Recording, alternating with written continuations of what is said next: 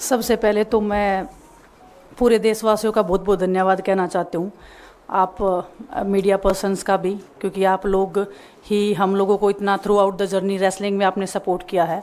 तो मैं उम्मीद करती हूँ कि मैं आपकी उम्मीदों पे खरा उतरूँ बिल्कुल। और कांग्रेस पार्टी का मैं बहुत बहुत धन्यवाद करती हूँ, क्योंकि जब बोलते हैं ना कि बुरे टाइम में पता लगता है कि अपना कौन है। जब हम रोड पे घसीटे जा रहे थे तो छोड़ के बीजेपी को देश में जितनी भी पार्टियां हैं वो हमारे साथ में थी, हमारे दर्द को समझ पा रही थी, हमारे आंसुओं को समझ पा रही थी।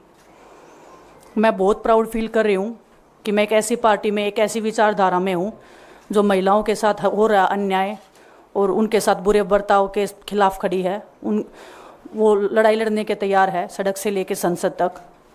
और मैं विश्वास दिलाती हूँ पूरे देशवासियों को कि जो मेहनत, जो लगन से हमने रेसलिंग में काम किया है, हम चाहते हैं कि देश के हर एक नागरिक को जो दर्द, जो तकलीफ़ हमने झेली है, खासकर महिलाओं के लिए, हर एक उस महिला के साथ में हम खड़े हैं जो अपने आप को लाचार, अपने आप को बेबस समझती है।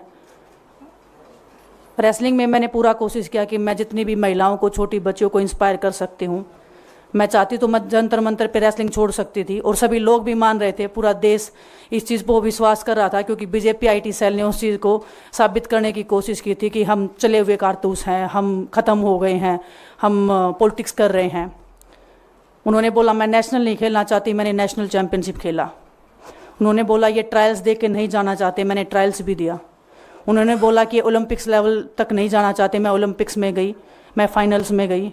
अनफॉर्चुनेटली परमात्मा को कोई और चीज़ मंजूर होगी। एक चीज़ मुझे पता है कि जब मेहनत आप करते हो तो ज़रूरी नहीं कि आपको उसी दिशा में मिले, कई बार दूसरी चीज़ों में भी आपको वो फल मिल जाता है।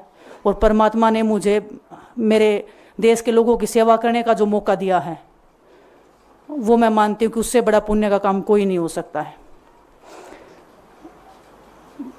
मेरे लिए बहुत प्राउड की बात है, बहुत एक मैं नई पारी की शुरुआत कर रही हूँ आज से।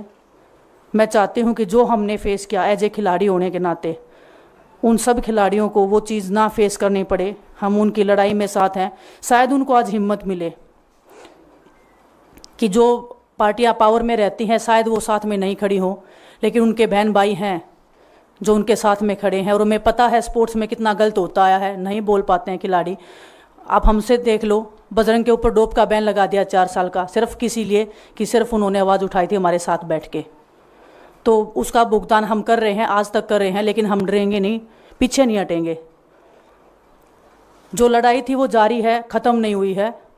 कोर्ट में हमारा केस चल रहा है, वो लड़ाई भी हम जीतेंगे, ज़िंदगी की जंग भी हम जीतेंगे। खेल में जैसे हमने कभी हार नहीं मानी है, तो हम इस नए प्लेटफॉर्म पे जो आ रहे हैं, देश की सेवा का भाव, और सिर्फ बोलने तक सीमित नहीं रहेगा ये।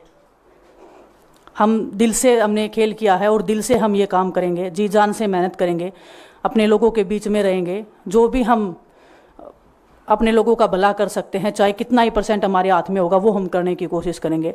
और मैं अपनी बहनों को बताना चाहती हूँ कि आपकी बहन आपके साथ में है। किसी भी मुसीबत में, किसी भी पल, किसी भी क्षण आप ऐसे मत समझना कोई भी आपके साथ में नहीं है। जब कोई नहीं खड़ा होगा तो मैं आपके साथ में ज़रूर खड़ी रहूँगी, कांग्रेस पार्टी आपके साथ में ज़रूर खड़ी रहेगी। ये हमने फील किया था, और मैं वादे से कह सकती हूँ, दावे से कह सकती हूँ कि बिल्कुल आपके साथ भी खड़े रहेंगे। बहुत बहुत धन्यवाद आप सबका। धन्यवाद दिनेश जी।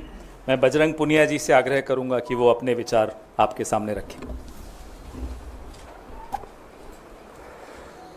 सभी को नमस्कार। और मैं धन्यवाद दूंगा केसी जी का, हरियाणा के प्रभारी हमारे दीपक बावरिया जी का, अध्यक्ष हमारे उदयपान जी का, पवन खेड़ा जी का, और विनीत पुनिया जी का, और जितने भी कांग्रेस के हमारे लीडर हैं उन सब का, कि हमें विनेश ने बताया कि बुरे समय में हमारे साथ खड़े हुए। जो आज बीजेपी की आईटी सेल बोल रही है कि इनका मकसद तो सिर्फ राजनीति करना था, हमने तो उनको लेटर भेजा था, वो जब भी नहीं आए। हमने तो बीजेपी के जो सांसद थी, जितनी भी महिला सांसद थी, उनके घर पे लेटर दिया था, वो फिर भी उन बच्चियों के साथ नहीं खड़े हो पाए। कांग्रेस पार्टी तो बिना कुछ हमने इनको बताया ये वहाँ पे हमारे साथ खड़े हुए।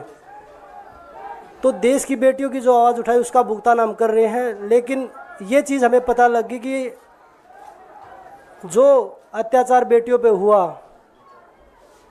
जंतर मंतर पे, उसके साथ सिर्फ बीजेपी पार्टी खड़ी हुई और सभी पार्टी हमारे साथ खड़ी थी।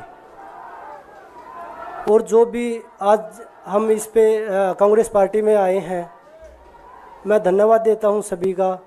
हम अपनी पूरी मेहनत, जितनी हमने कुश्ती में मेहनत की है, जितनी हमें किसान आंदोलन में मेहनत करी है, जितना अग्निपथ योजना के टाइम पे मेहनत करी है और बेटियों के आंदोलन में मेहनत करी है, ऐसे ही मेहनत करेंगे और कांग्रेस पार्टी को भी मजबूत करेंगे और देश को भी मजबूत करेंगे और ग्राउंड पे रह के काम करेंगे। जैसे रेसलिंग में बचपन से 7-8 साल की उम्र में लगे थे, जब यह पता नहीं था कि हम ओलंपिक मेडल जीतेंगे, लेकिन धीरे धीरे आगे बढ़ते गए, मेहनत करते गए और वो मुकाम हमें मिला, क्योंकि ओलंपिक से बड़ा कोई भी प्लेटफॉर्म नहीं होता। और जिस दिन विनेश फाइनल में गई, उस दिन पूरा देश जोश में था, पूरा जश्न हुआ। लेकिन अगले दिन जो घटना हुई, पूरा देश दुखी था। लेकिन कुछ आईटी सेल थी जो पूरा देश में जश्न मना रही थी, तो ये देश के लिए बड़े दुख की बात है। और पूरे देश को सोचना चाहिए कि आप किन लोगों को सपोर्ट कर रहे हैं। जो देश में खिलाड़ियों के साथ, महिलाओं के साथ, किसानों के साथ, जवानों के साथ जो अत्याचार कर रहे हैं, आप उन लोगों को सपोर्ट कर रहे हैं। तो मैं यही बोलूँगा कि हम मिलके मजबूती से लड़ेंगे और जो संघर्ष की लड़ाई उसमें हम हमेशा कांग्रेस के साथ खड़े रहेंगे। और जो विनेश ने बोला कि हम हर जो महिला, जो बेटियां, देश की बेटियां हैं जिनके साथ अत्याचार होता है, हम उनकी आवाज़ हमेशा उठाते रहेंगे। सभी का धन्यवाद।